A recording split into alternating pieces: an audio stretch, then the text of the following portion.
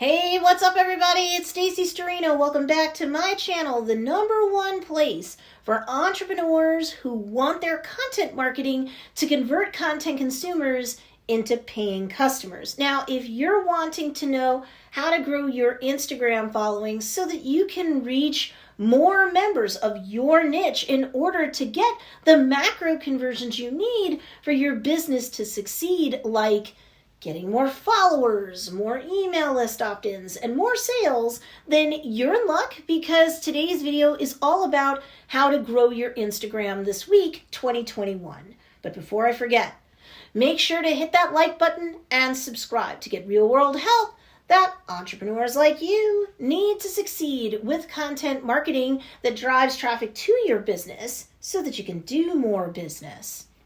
Now, if you want to avoid making mistakes on the Instagram platform, you want to avoid falling victim to the biggest misconceptions about having a business on Instagram 2021, you want to check out my recent video. You'll learn why your business isn't getting the conversions that it wants, even if you're diligently cranking out content and hearing digital crickets chirp and nothing else. So, if you missed that recent video, be sure to check it out after this one. But here in this video, we're talking about how to grow your Instagram this week at 2021 style. Here come the tips. Growth tip 1, have fun. Now, if you've been too straight-laced an adult without having any fun at all with your Instagram content because, well, look, you're a busy entrepreneur and you don't have time to let loose, well, I hear you, but nonetheless, do resolve to create and publish content to the platform over the next week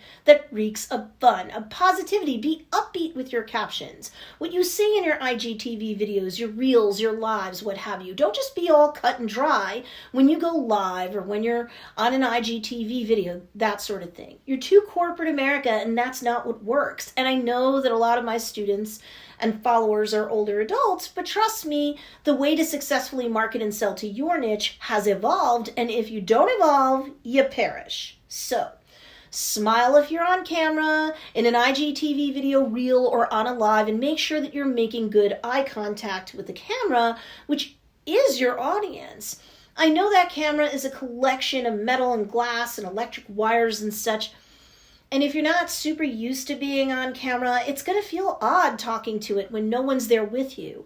But if you follow my advice, the audience on the receiving end of your Instagram-based content, your reel, your live, your feed post, your IGTV video, well, your audience, your niche will feel more comfortable with you and your content, both consciously and subconsciously. And it might translate into more views, better watch time, and more follows, more comments, more shares, and more saves, and perhaps, which of course will grow your Instagram account directly and or indirectly too. It'll do that because the Instagram algorithm really gets lit up in all the right ways when you get reactions like that. Your Instagram profile health score or trust score increases, and that data makes the algorithm work for you all the more.